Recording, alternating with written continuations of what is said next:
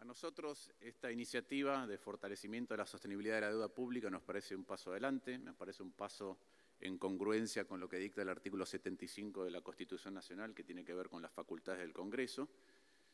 Y si bien nos parece un paso pequeño, un paso, si quieren, menor, nos parece importante que sea un cambio definitivo y no solamente una máscara transitoria o una cuestión de marketing.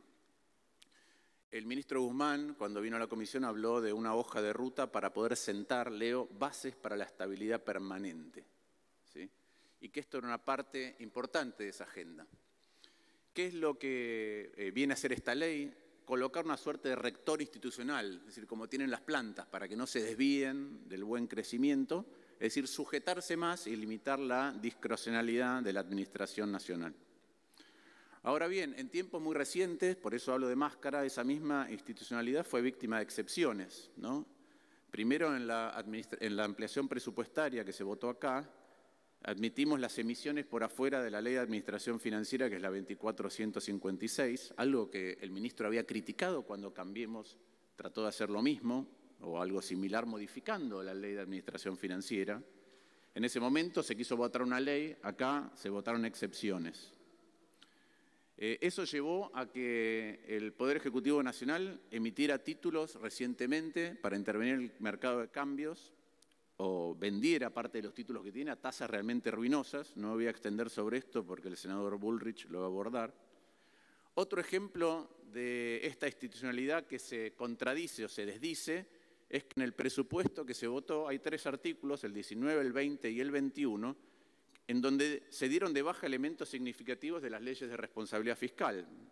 Por ejemplo, el límite al gasto, el límite al déficit, el fondo anticíclico y los límites al nombramiento de empleados públicos. Entonces, lo que escribimos con la mano lo estamos borrando con el codo. Queremos realmente tener más andamiaje institucional, más rectores de esa planta que corrigen algunos de los problemas que Argentina trae desde antes. Y esto, como decía antes, me parece, esta ley de hoy, este proyecto, es una parte muy menor de eso que tenemos que hacer, mientras deshicimos otras partes que son igual o más importantes.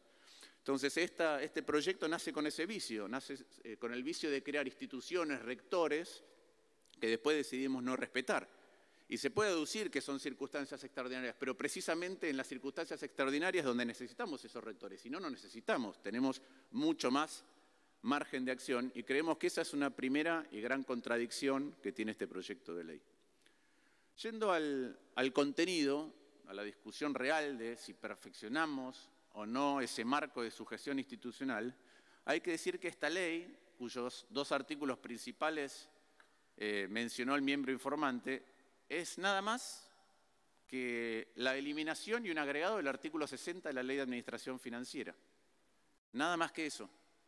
Entonces, la verdad es que si quisiéramos trabajar en serio, lo que podríamos hacer es trabajar sobre aquellas cosas que han quedado desactualizadas de la Ley de Administración Financiera, entre otras cosas, ¿sí? Y tienen en nosotros la voluntad de hacer ese trabajo. De hecho, en esta comisión opinó el senador Julio Martínez y después opiné yo sobre un artículo que se iba a incorporar y dijimos que era una restricción que tenía problemas. Desmerecieron la opinión del senador Julio Martínez, pero cuando consultaron a Hacienda les dijo que sí, que estaba bien, que no era correcta la formulación que se pretendía en el dictamen de comisión y se tuvo que retocar. Entonces, ven que nosotros tenemos ánimo de contribuir, a pesar de que muchas veces esas cuestiones no se toman bien cuando uno hace observaciones. Ya nos pasó con el tratamiento igualitario de la ley en legislación local y en legislación extranjera. Ahora, si queremos abordar el problema de la deuda, si queremos abordar el problema de la inestabilidad argentina, deberíamos abordar el origen del problema. Y el origen del problema es el déficit. Después, cómo se financia. Y cuando hay faltantes, se puede financiar con deuda o se puede financiar a través del Banco Central. Financiar a través del Banco Central es emitir dinero o usar las reservas para, ya sea cancelar vencimientos o afrontar otros gastos. Y cuando vienen las crisis de balanza de pago, las mega devaluaciones que destrozan el tejido social, que generan pobreza, que generan incertidumbre, la verdad que vienen porque hay endeudamiento, pero vienen también porque hay pocas reservas y muchos pesos. Entonces, si no abordamos todo en conjunto, no vamos a resolver el problema. Y nosotros, como dije antes, estamos dispuestos a trabajar en algo más abarcativo. Lamentablemente nos perdemos la oportunidad de hacerlo colectivamente, como decía antes en otro ámbito la senadora Gladys González, porque esta ley hace poco. Esta ley hace algo que es traer la discusión del Fondo Monetario al ámbito del Congreso, y eso es muy bueno, pero después en términos de la sustentabilidad solo habla de la legislación de los bonos. Dice que algún tipo de endeudamiento, si tiene legislación extranjera, merece un tratamiento diferente para nosotros, para discutir. ¿Sí? Merece una autorización especial. Pero el problema de la insustentabilidad no es la ley extranjera. El problema de la insustentabilidad es la moneda, que puede ser legislación local o no, o extranjera, la tasa, los plazos, sobre todo cuando hablamos de liquidez, de problemas financieros, pero lo más importante es el monto, es cuánto es la deuda. Y eso viene, como decía antes, generado por el déficit más la acumulación de deuda previa. Y lo dijo el senador Rodríguez en comisión, que eso debería ser el núcleo que discutimos, pero no lo hacemos. Lo que pasa es que ya se hizo. Existió una ley de déficit cero. Tampoco la cumplimos. Y entonces, en este Congreso sancionamos leyes que son importantes, ¿no? La capacitación en materia de género, Micaela, la ley Yolanda, medio ambiente, pero la verdad es que todavía necesitamos una capacitación de todos los funcionarios acerca de los problemas que tiene no cumplir con la restricción fiscal. ¿Sí? Y quiero detenerme en esto porque el miembro informante habló de los actos de Estado se transfieren y de endeudamiento. Miren, voy a leer algunas cifras. Del 2015 al 2019, el endeudamiento bruto, que es cuánto se emitió, fueron 275.000 millones de pesos. Perdón, de dólares. Pero 195.000 fueron para cancelar deuda, con lo cual quedan 83.000 de endeudamiento neto. 16.000 fueron para el arreglo con los holdouts. El resto es déficit. Es déficit. Entonces, ahí vemos cuál es el origen del endeudamiento. Segundo, miremos qué pasó con el déficit. En el 2015 al 2019 el resultado primario fue de 59.240 millones de dólares de déficit. ¿Cuánto fue el 2011 al 2015? 60.614 millones de dólares de déficit. Casi lo mismo.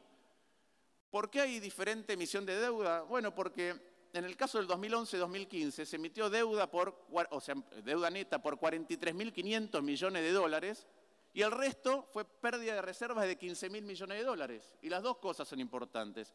En cambio, del 2015 al 2019 la deuda fue de 70.000 millones de dólares, es decir, 10.400 más que el déficit, pero se acumuló reserva por 11.000 millones de dólares.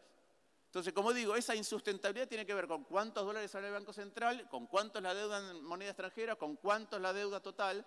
Y voy a hacer alguna salvedad porque se dice desendeudamiento. Desendeudamiento hubo con los mercados y es muy importante porque los mercados te lo cobran un día y si perdiste la confianza ese día tenés que pagar. Pero también hubo endeudamiento usando fondos del Banco Central, también hubo endeudamiento colocándole letras más baratas o bonos más baratos de lo que era el rendimiento del mercado al Fondo de Garantía de Sustentabilidad, al PAMI. Claro, no te lo reclaman de un día para otro, es deuda intrasector público, pero la pagan los jubilados de mañana, con menos jubilaciones, de hecho, como está pasando. Entonces el tema acá es el déficit estructural. Y la verdad que en la Argentina siempre hemos tenido déficit. ¿Por qué no abordamos ese tema? Y quiero repasar un poquito lo que ocurrió volviendo a esto de que los actos de gobierno se heredan, ¿sí? Se transfieren. El miembro informante habló de que el presidente Kirchner se hizo cargo después del 2001. Sí, se hizo cargo después del 2001, pero no inmediatamente después del 2001. Se hizo cargo en el 2003. ¿Qué pasaba de enero a mayo del 2003? El PBI de Argentina ya estaba creciendo al 10%, la inflación anualizada era 5% y el superávit era 3%. ¿Cómo terminó? ¿Cómo terminó todo ese periodo de 12 años? Con caída del ingreso por habitante, la inflación se multiplicó por 5 y pasamos de tener 3 puntos de superávit a tener 3,8 puntos de déficit primario. Es decir, 6,8 puntos del producto cambió el resultado fiscal de la nación. ¿Por qué? Porque del 2003 al 2007, donde estuvo más justificado y hacía falta, el gasto aumentó 3,3 puntos del PBI. En el 2008 al 2011 aumentó 4,3 puntos del PBI. En el 2011 al 2015 aumentó 4,3 puntos del PBI, es decir, aumentó el gasto público 12 puntos del PBI, de un PBI que además en un periodo al principio creció. ¿Y cómo se financió el aumento de gasto de 12 puntos del PBI? Bueno, subió 12 puntos la presión tributaria, de la cual el gobierno nacional se quedó con 6 puntos de ese aumento de la presión tributaria. Y el resto, bueno, hubo un bono por precio extraordinario de la soja que equivalió para el Tesoro Nacional a 46.800 millones de dólares. Hubo una estatización de FJP que le permitió contar con flujos. Yo siempre estuve en contra de las FJP y escribí un libro, pero otra cosa es cambiar el sistema para poder tener más capacidad de gasto en el corto plazo sin mirar cómo funciona el sistema a largo plazo. Y además hubo letras intransferibles al Banco Central por 48.387 millones de dólares, que se perdieron también. Se manotearon esas reservas para poder seguir gastando. ¿Cuál fue el resultado final? De que a fin del 2019, 1 de cada 6 pesos que se gastaban no se tenían. Repito, 1 de cada 6 pesos que gastaba el gobierno nacional no los tenía. Y entonces o emitía o se tenía que endeudar. Entonces, si queremos resolver el problema de la deuda, lo que tenemos que hacer es no legarle actos de Estado que son déficits monumentales al siguiente. Por eso es que la discusión debería ser mucho más profunda. ¿Por qué digo que esta ley hace muy poco? Porque la sustentabilidad no tiene que ver con la prórroga de jurisdicción. ¿Qué hace la prórroga de jurisdicción? De hecho, creo que la sustentabilidad no tiene nada que ver con la prórroga de jurisdicción. ¿Por qué es importante la prórroga de jurisdicción? Solamente cuando caemos en default. Cuando caemos en default es más fácil negociar acá que negociar afuera, es lo que explicó el ministro. Entonces, esta es una ley de fortalecimiento de la sustentabilidad por si caemos otra vez en insustentabilidad. No es otra cosa. Y está bien, puede ser, es un paso mínimo. Lo que deberíamos estar discutiendo, como decía, me parece que es otra materia.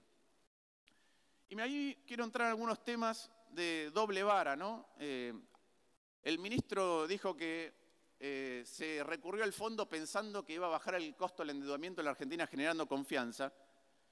Y no la generó, y es cierto. También la renegociación de la deuda se pensó que iba a bajar la desconfianza y no ocurrió. Y de hecho, hoy tenemos, desde el arreglo, Argentina tiene 10.000 millones de dólares más de deuda, ¿sí? Y además de esos 10.000, el año que viene vamos a tener que financiarnos en los mercados casi 3 puntos del PBI de acuerdo al presupuesto. Entonces la pregunta es si con estas tasas y con esas perspectivas no necesitamos también un buen análisis de sustentabilidad que el ministro dijo que le iba a presentar con el presupuesto plurianual. Entre eso, además, como dije antes, se hicieron las colocaciones de bonos más caras en mucho tiempo, ¿no? Para que nos demos una idea, yo critiqué el bono Century, el bono a 100 años. Tuvo un rendimiento que era la mitad de las colocaciones que hizo recién en estos días el Ministerio de Economía, y todo esto sin tanto control parlamentario, ¿no? Esas colocaciones que se hicieron. Se habló de salida de capitales. Del 2008 al 2011 salieron 70.000 millones de dólares de capital. Del 2011 al 2015 se perdieron, incluyendo el rubro turismo, por tener tipo de cambio desdoblado, 42.000 millones de dólares, ¿sí? Este año hay pérdida de reserva de 5.900 millones de dólares, de los cuales 3.000 son lo que se denomina formación de activos externos, o a veces ustedes le dicen fuga de capitales. Entonces se habla de la financiarización de la economía. Del 2011 al 2015, para ser claros, y estoy diciendo todo esto para que nos demos cuenta de que el problema es mucho más complejo y grave, y que no es solo de una administración, sino que es acumulación de cosas. Siempre se habla de la financiarización de la gestión Cambiemos. Del 2011 al 2015 la producción industrial cayó 5,7%, la de comercio 3,9%, la de la construcción 1,6%, el sector financiero subió 8,7%. Entonces, de todas estas cosas no hablamos. Son visiones parciales cuando vemos que el problema de la Argentina es mucho más estructural. Y como decía, esta ley no garantiza la sostenibilidad, porque no estamos discutiendo la sostenibilidad, estamos discutiendo qué pasa si volvemos a ser insostenibles. Y cuanto más limitado sea lo que tienen los extranjeros de títulos públicos, más fácil es negociar. Sí, está claro. Pero la tarea nuestra es no caer en insustentabilidades que le cuestan tanto a la sociedad argentina. Entonces, ¿esta es una hoja de ruta para poner las cuentas en orden?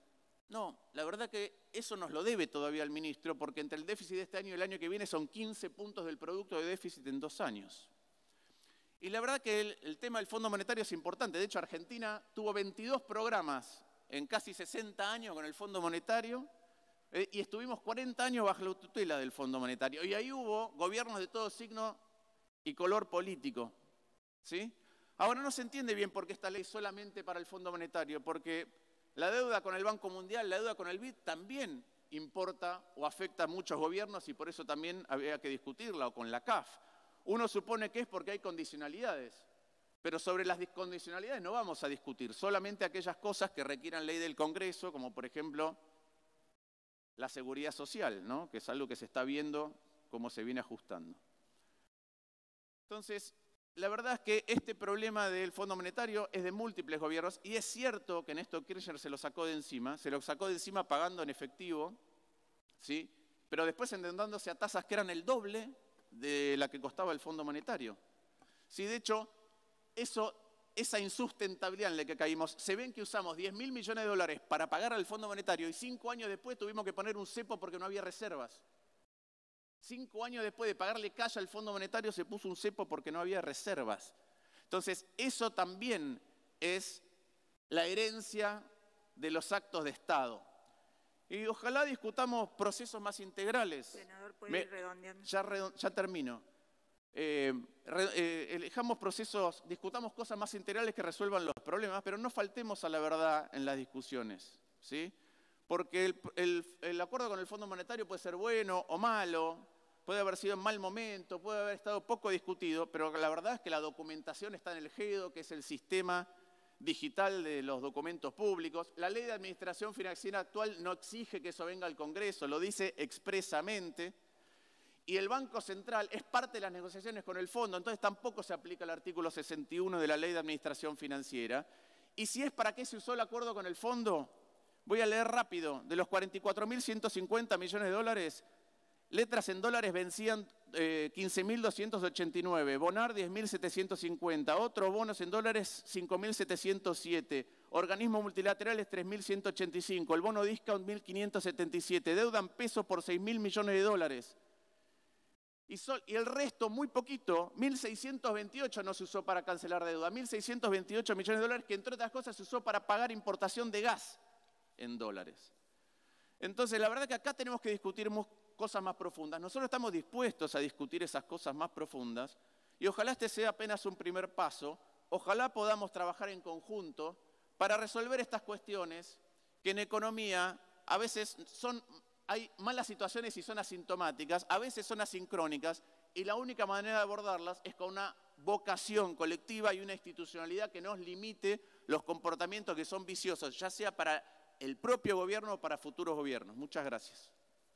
Gracias, senador Martín Lustó. Tiene la palabra ahora el senador